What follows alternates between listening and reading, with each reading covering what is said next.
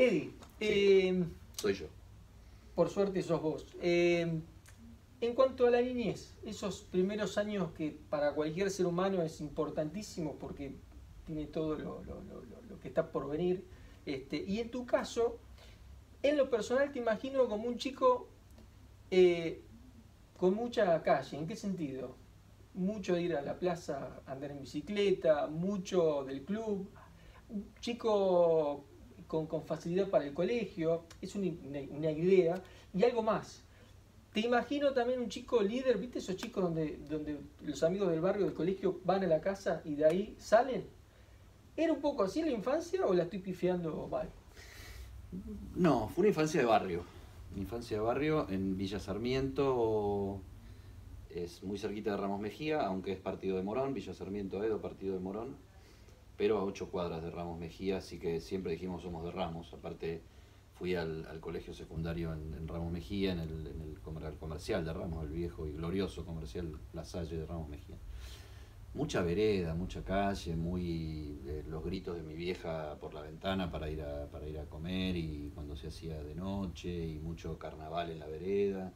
Era otra época también, ¿no? O sea, una época donde se habitaba mucho la vereda, mucho la calle, mucho el juego de la escondida, mucho jugar a la pelota, mucho cortar la calle para hacer un partido y que el policía de la subcomisaría de 2 cuadras se bajara de la bici y se pusiera a patear con nosotros, en vez de decirnos que no se podía patear ahí. Sí. Mis hermanos mayores y sus amigos haciendo carritos con rulemanes, o sea que el barrio fue muy barrio.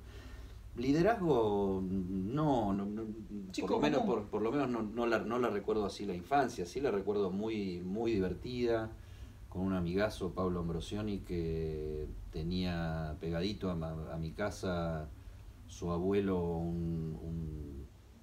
para mí era una selva, casi una manzana invadida por algunos loteos que hizo para ir recuperando algo y se construyeron casas, entre ellas la mía, que vive mi vieja todavía ahí, y lleno de plantas y de frutales y de, qué sé yo, nísperos, donde por ahí en las horquetas nos colgábamos de las piernas y nos quedábamos charlando cabeza abajo horas, o sea, cosas que, no sé, mis hijos no hicieron con frecuencia y que para mí eran la vida de todos los días, o sea, era llegar a casa del colegio, morfar y a la calle. Y vivíamos en la calle.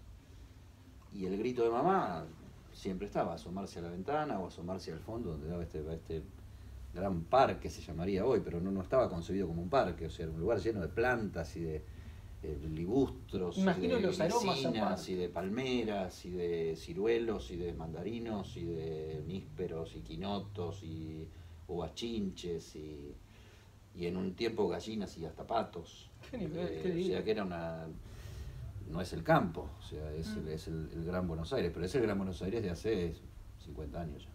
Sí, sí, totalmente distinto a lo que hoy por hoy un chico vive. Y hoy la calle no es el habitáculo del entretenimiento. O sea, la barra, ir a jugar a la pelota, armarte la canchita, pelar un terreno y buscar los palos y ver si alguien te hacía las redes para que pareciera más profesional, quién ponía la pelota, qué sé yo.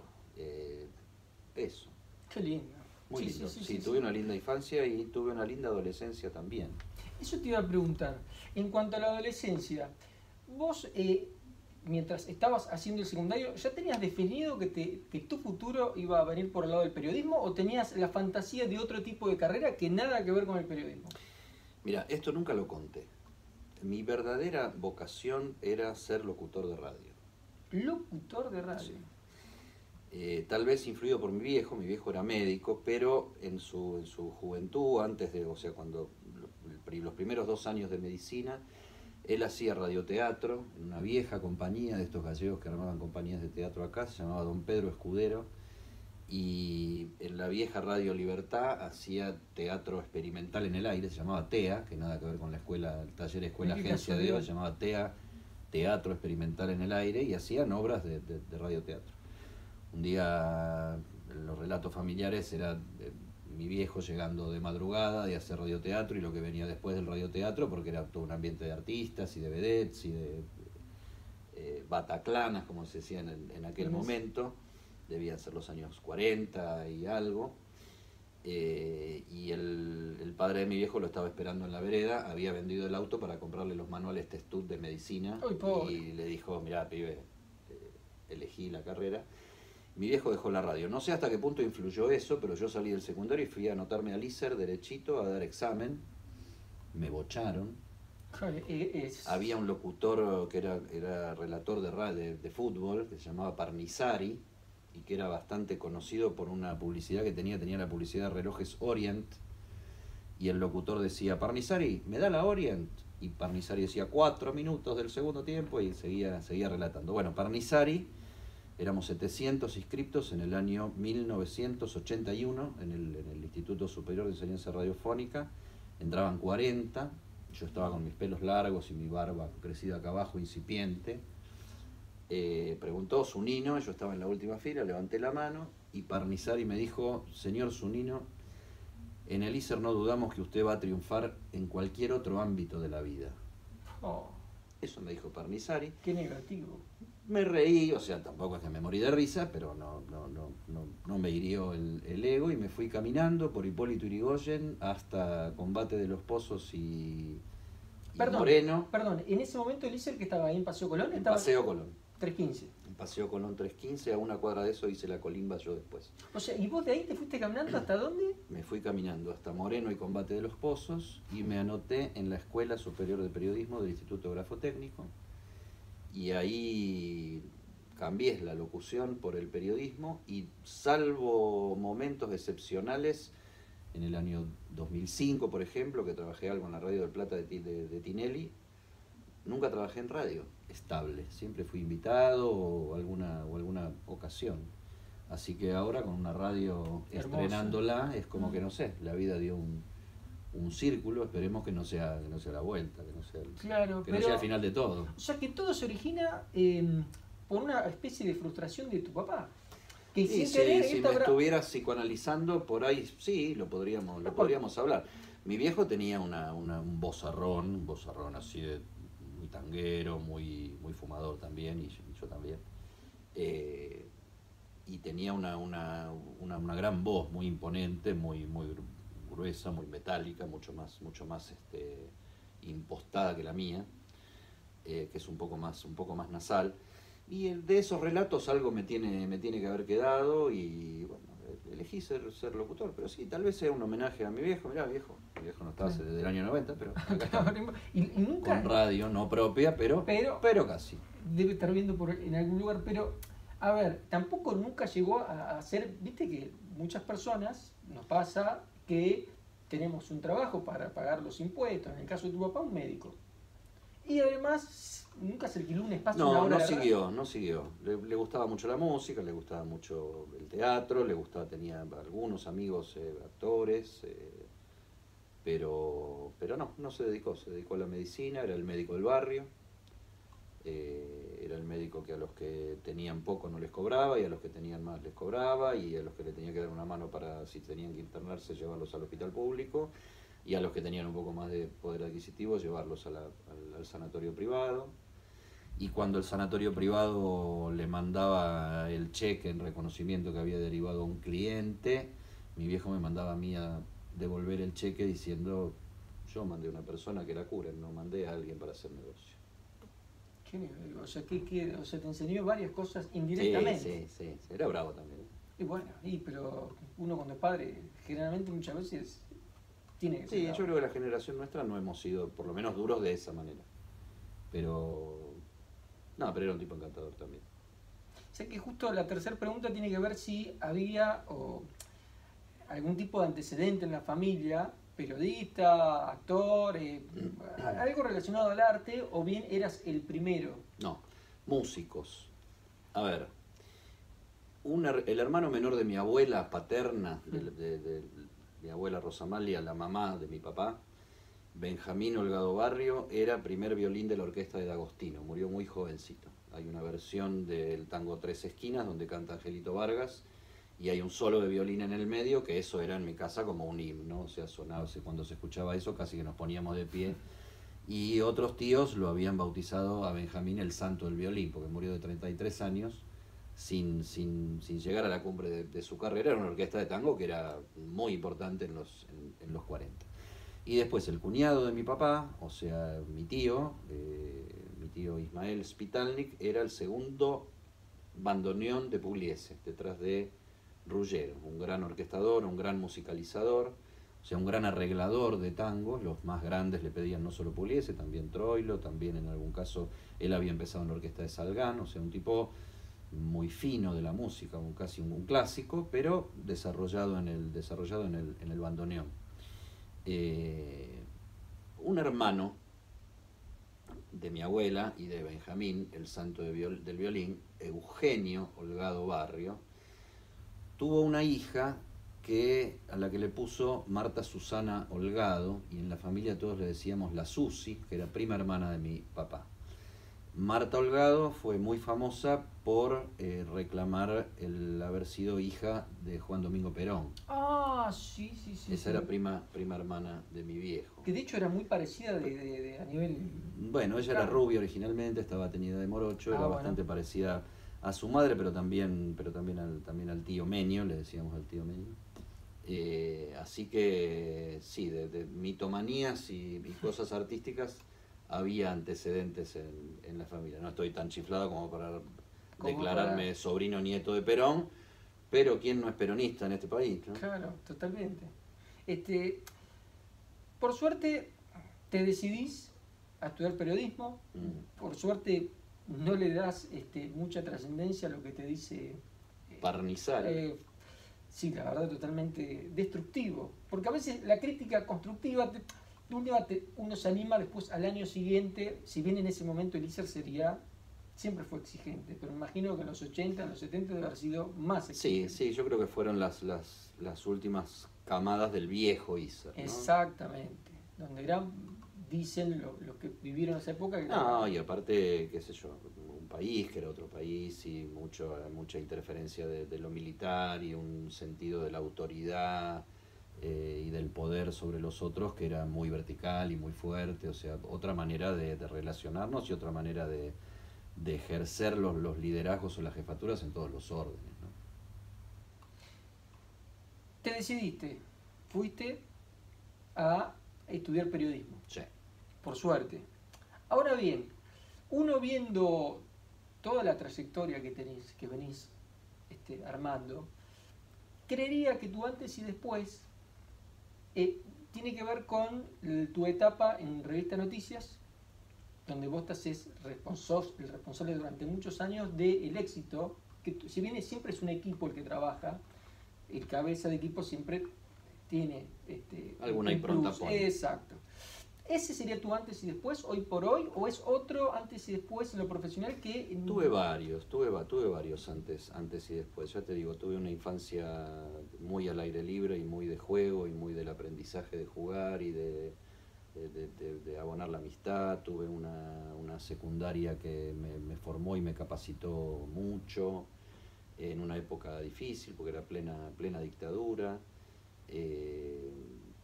En el año 81 yo entré a la Escuela Superior de Periodismo, en el año 82 entré a la Colimba, fue el año de la Guerra de Malvinas.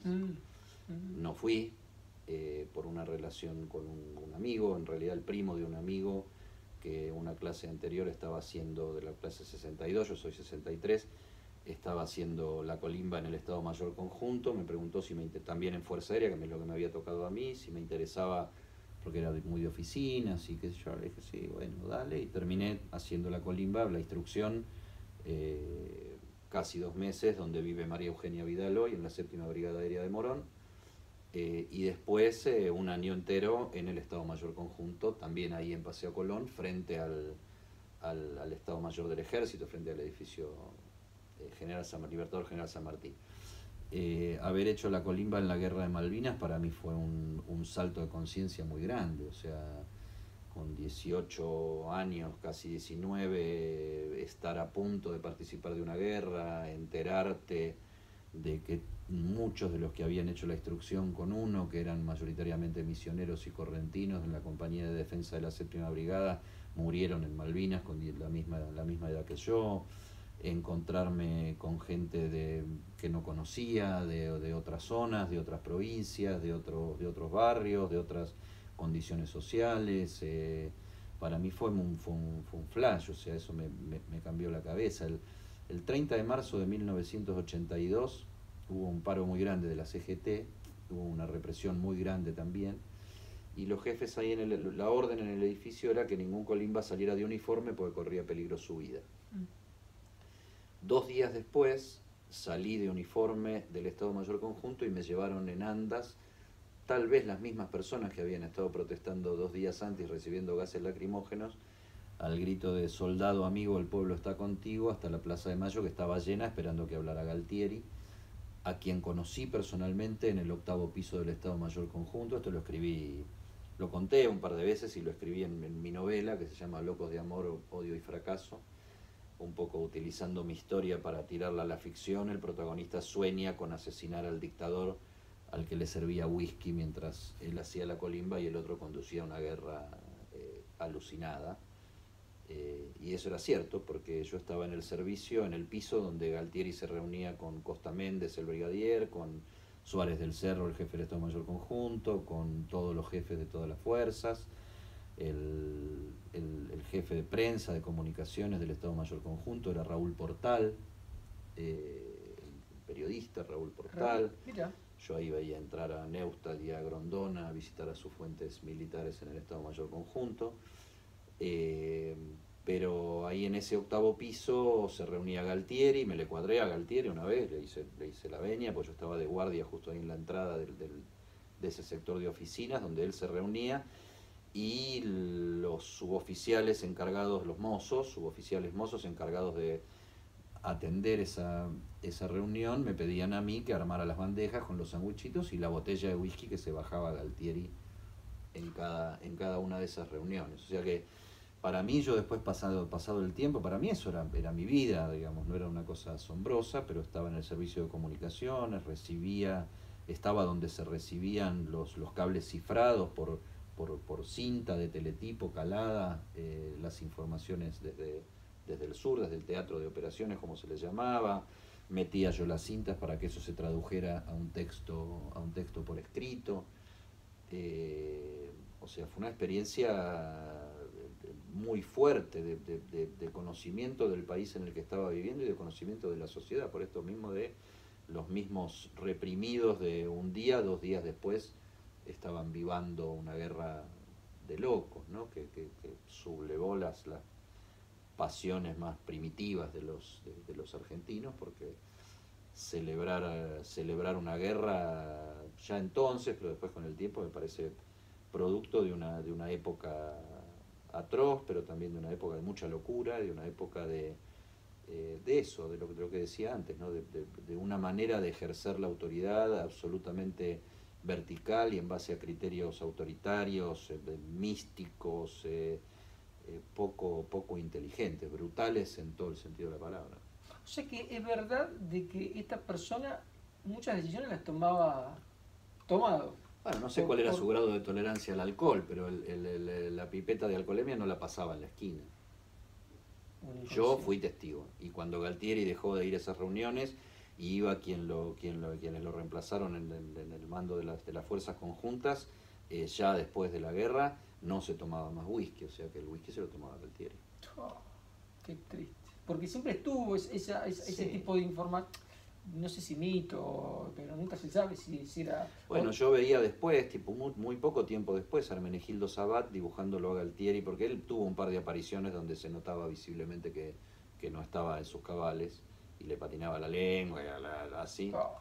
Y Hermenegildo Sabat lo dibujaba en las páginas de Clarín con un vaso de whisky en la mano, y mi gran intriga de estudiante de periodismo era cómo sabe Hermenegildo Sabat eso, pero bueno, viendo quiénes entraban ahí, que los periodistas del momento tenían también sus fuentes de información en el Estado Mayor Conjunto, supongo que Hermenegildo, que en paz descanse, tenía quien le informaba y le definía el personaje para que lo pudiera dibujar con un vaso de whisky, cosa que Clarín hizo al final, ¿no? Al principio ni se le ocurrió ponerle a nadie ni nada, era bastante tranquilo. Mira, o sea que antes y después, muchos. Mucho, uno. porque aparte me casé, me separé, tuve hijos en distintos momentos de mi vida, tengo dos hijos, uno de 33 y otro de 31, yo suelo decir medio en broma, pero también medio en serio, de una vida anterior. Tengo una hija de 12 años, así que haber sido padre tan jovencito y haber sido padre ya entrando en la parte más veterana, me encontraron en momentos muy distintos, viví la paternidad de maneras muy distintas, los primeros son varones, la última es mujer, así que todas esas cosas fueron marcando antes y después, y ya te lo digo, en broma hablo de vidas anteriores, no creo en nada de eso, ni en la próxima, ni en la anterior, ni nada, es solamente que, qué sé yo, cuando uno va encarando distintas relaciones y se le dan determinadas rupturas, también se le producen cambios, no solo en la vida, sino en sus propias relaciones, su propio ecosistema, y uno primero va conociendo a otra gente, va dejando de ver a otra. Totalmente. Entonces sí, son muchos antes y después. Después la militancia política, ¿no? Porque tener 20 años en 1982 viniendo de una guerra que me encontró de uniforme, no combatiendo, y salir a la apertura democrática, el que no militaba en política en el 82-83 era un boludo. Así que, y si no eras de izquierda, eras medio boludo. Así que me afilié al Partido Comunista, milité hasta el 89, o sea, milité 6 años, casi 7, hasta que tenía yo 28 años.